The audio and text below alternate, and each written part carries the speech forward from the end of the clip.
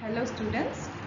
Today the topic I am going to discuss with you is from reproductive biology, and the title is Histological Structure of Male Reproductive System.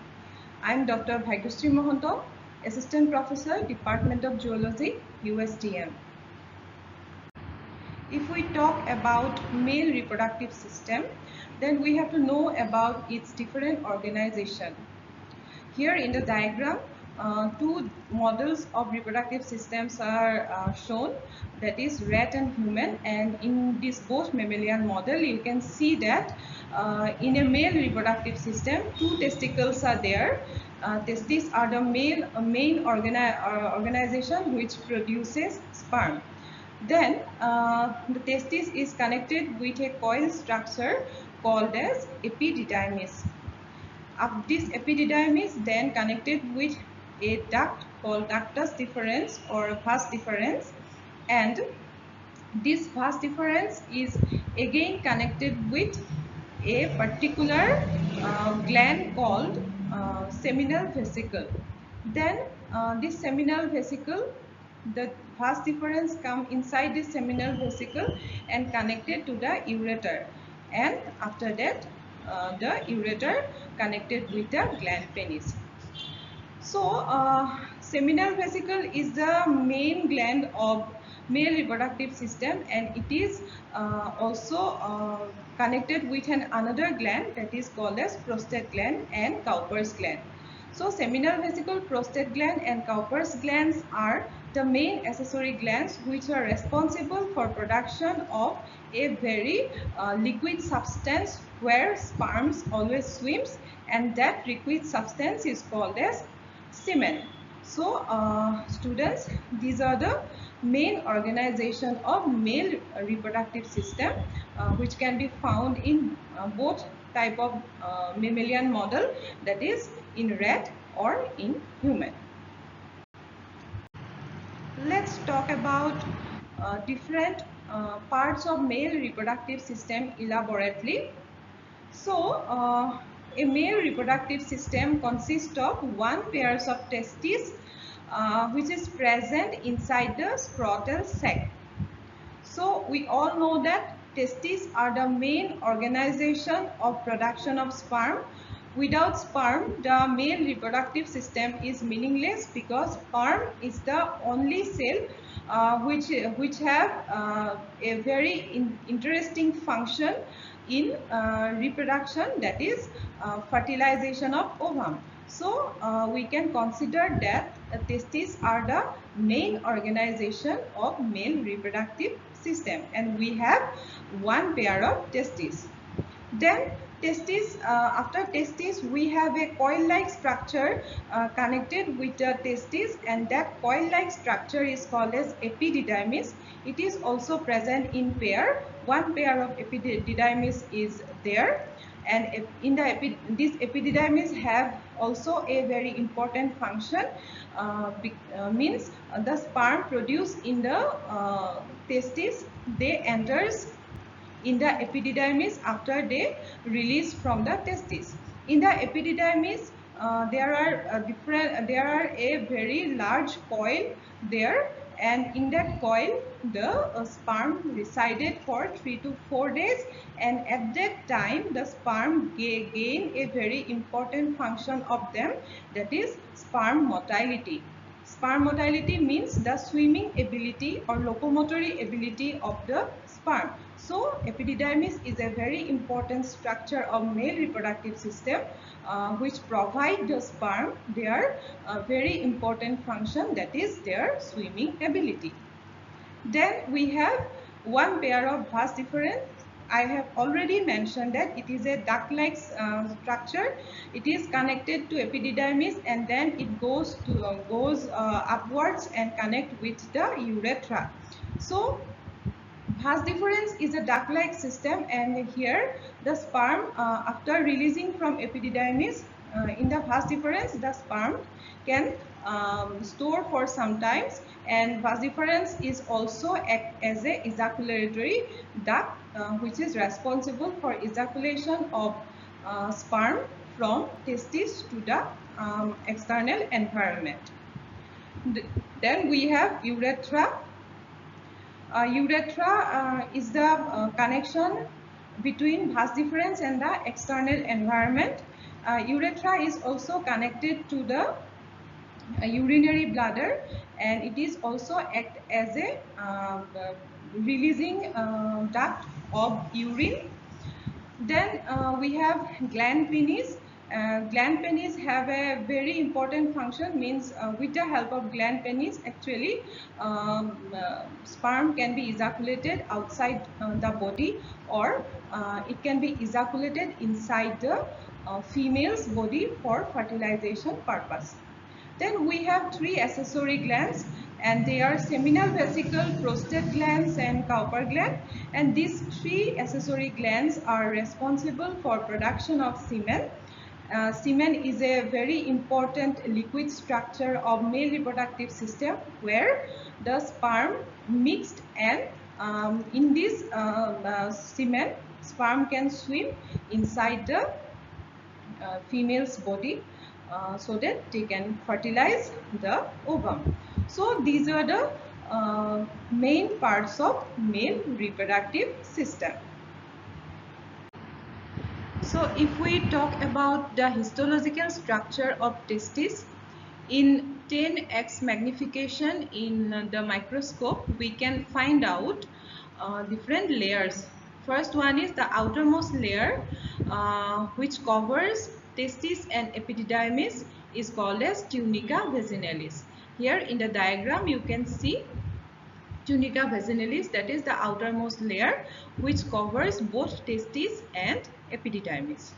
Then we have second layer, that is tunica albuginea, and tunica albuginea is actually the capsule of testis. So the innermost layer which surrounds the testis in this diagram, that is called as tunica albuginea. This is tunica albuginea. Then we have seminiferous tubule. Inside this tunica albuginea, actually we have different kinds of tubule. In this 10x magnification, we cannot see properly the seminiferous tubule. In our next class, I will show you in higher magnification, then you can see the seminiferous tubules. But inside this tunica albuginea, we have different tubules, and the tubules are called as seminiferous tubules. Then inside this seminiferous tubules, we have two kinds of cell, and that cells are, first one is Sertoli cell, and the second one is primordial germ cell. Sertoli cells are the main nutritive cell of seminiferous tubule, and primordial germ cell which produces the sperm. Then in between those seminiferous tubule, we have interstitial space, and in that interstitial space we have a very important cell called as Leydig cell present. This Leydig cell is the main endocrine cell of testis, which is responsible for production of androgen hormone, that is testosterone. Now in 40x magnification, we can now see the different seminiferous tubules. Here you can see these tubules, and this is in 40x magnification. So in this heading, that is structure of seminiferous tubule, we can find out many layers. So in the seminiferous tubule, we have a germinal epithelium. This is germinal epithelium in this histological section in 40x magnification, and in this germinal layer we can find out actually two types of cell. So first one is primordial germ cell, and this primordial germ cell is responsible for production of spermatogonia. Then spermatogonia divided to form primary spermatocyte, then primary spermatocyte converted to spermatid, and finally it converted to spermatozoa. Spermatozoa are basically the sperm. So production of sperm, in production of sperm, primordial germ cell is responsible. And the next cell which is present in this germinal epithelium is called as Sertoli cell. So Sertoli cells are some cells which is responsible for giving nutrition to this newly produced spermatozoa or sperm. So in between this every seminiferous tubule, we can see a white colored area where no cells are present. So this white colored area is called as lumen. Then in every in between every seminiferous tubule, you can see an interstitial area. This is called as interstitial space, and in this interstitial space we can find out two kinds of cell. First one is Leydig cell. I have already mentioned that Leydig cells are the main endocrine cell of testis. So Leydig cell is there. I will show you the presence of Leydig cell and myoid progenitor cell in the next slide in higher magnification, but here it is not visible properly. But you just know that in this interstitial space we can find out two kinds of cell, that is Leydig cell and myoid progenitor cell. Leydig cells are the androgen hormone secreting cell, and myoid progenitor cells are spermatogenic stem cell. They are the stem cell which is responsible for production of higher amount of sperm inside the male reproductive system. So this is a structure of different parts of seminiferous tubule in higher magnification, that is 10x magnification. Here you can see this germinal epithelium here, and in this germinal epithelium you can see spermatogonia. These are spermatogonia. Then spermatogonia developed into primary spermatocyte. Then primary spermatocyte produced converted to spermatid, and then spermatid converted to typical sperm-like structure with head, body, and tail, that is called as spermatozoa or sperm. And this in the middle part, this middle part is called as lumen, where cells are not there. Only the newly produced sperms or newly produced spermatozoa are attached here in this lumen. Okay, and these are the Sertoli cells. Here you can see the nutritive cell, and this Sertoli cells provides this newly produced spermatozoa nutrition. Then you can see the interstitial space here, and in this interstitial space you can see the myoid progenitor cell. These are myoid progenitor cell.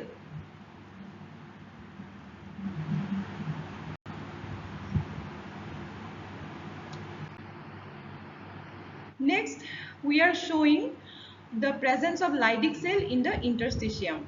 Here it is also in 100x magnification. Here you can see this is one seminiferous tubule, and this is another seminiferous tubule, and in between these two seminiferous tubule we have this interstitial space.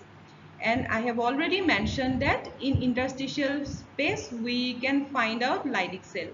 So these are the Leydig cell, and this Leydig cell is androgen hormone secreting cell. Androgen hormones are also called as testosterone in case of male, and these are the main reproductive hormone of male, and which this reproductive hormone is responsible for production of male-like structure. Actually, male-like structure means the secondary sexual characters like the bony structure of male, the muscle structure of male, the husky voice, and the beard, etc. So this is the cell which produces that androgen hormone. With this Leydig cell, there are some particular cells that are called as crystals of Reinke. These crystals of Reinke, presence of these crystals of Reinke demonstrate us the health of this testis. So if the crystals of Reinke are present in higher amount, then we can say that state that the testis is healthy. And these crystals of Reinke is also responsible for helping Leydig cell to produce progesterone, testosterone hormone. Here in 100x magnification, you can see Sertoli cell and myoid progenitor cell. I have already told you that Sertoli cell inside the germinal epithelium of seminiferous tubules are responsible for giving nutrition to the newly produced spermatozoa. Here you can see these newly produced sperms attached in the Sertoli cell, anchored in the Sertoli cell, and it anchored in the Sertoli cell as because they try to extract the nutrition from the Sertoli cell. So with this process, Sertoli cell provide nutrition to the newly produced spermatozoa actually. So here in this interstitial space you can see the presence of myoid cell. Myoid cells are none other than the stem cell, progenitor stem cell of sperm, and because of the presence of myoid cell actually we can have millions of sperm inside a 2 milliliter of ejaculatory semen. So sperm present in millions inside the testes. Because of this myoid cell, they produce enormous amount of sperm inside the testes.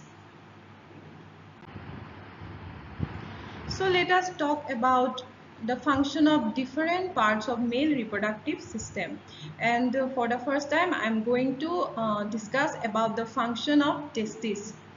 So what is the main function of testes? That is the production of sperm, and the whole process is called as spermatogenesis. So what is spermatogenesis? Spermatogenesis means the process of production of sperm inside the testes is called as spermatogenesis. So how spermatogenesis occurs inside the testes? So we have in the seminiferous tubule and in the germinal epithelium of seminiferous tubule we have a particular cell called spermatogonia. Spermatogonia are having twice the numbers of chromosome, means they are diploid cell having one pairs of chromosome. So these spermatogonia undergo mitosis cell division. So what is mitosis cell division? Mitosis cell division means the division where one cell, twice n number chromosome bearing cell divided and produce another cell having twice n number chromosome. So such kind of cell division is called as mitosis. So with the help of mitosis cell division, spermatogonia produces primary spermatocyte. Then this primary spermatocyte having twice the numbers of chromosome undergoes meiosis cell division. So what is meiosis cell division? Meiosis cell division is actually the cell division where twice n number chromosome bearing cell divided and produces n number chromosome bearing cell, means from diploid cell we can produce haploid cell. So in meiosis cell division there are actually two meiosis cell division, meiosis 1 and meiosis 2. So primary spermatocyte undergoes first meiosis division and produces secondary spermatocyte. These secondary spermatocytes are haploid cell, means having n numbers of chromosome, means one number of chromosome.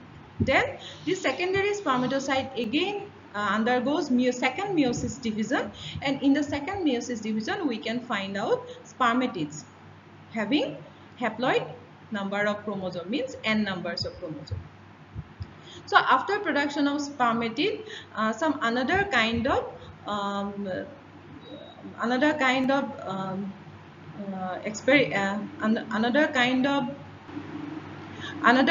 phenomenon took place, and that phenomenon is called as spermiogenesis.